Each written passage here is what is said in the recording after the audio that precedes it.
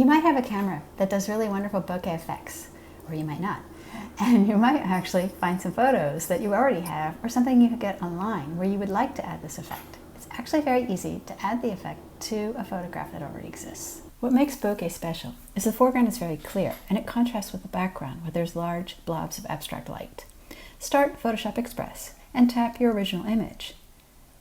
Tap Effects and then tap Bokeh. I'm going to choose this one that has big blue dots on it. And then I'm going to share it to my camera roll. Now I'm going to open Photoshop Mix, tap the plus on the left, then tap Image, and tap your original photograph. Tap the plus above the layers, tap Image, and choose the photograph with the light blobs.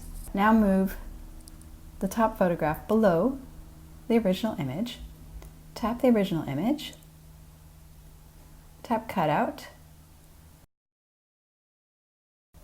and tap Smart.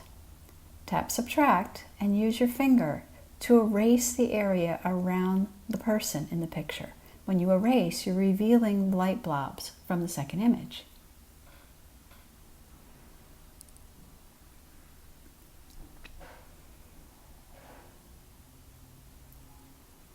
Use your fingers to zoom in and clean up your selection. You can also tap Refine, tap the options on the left side,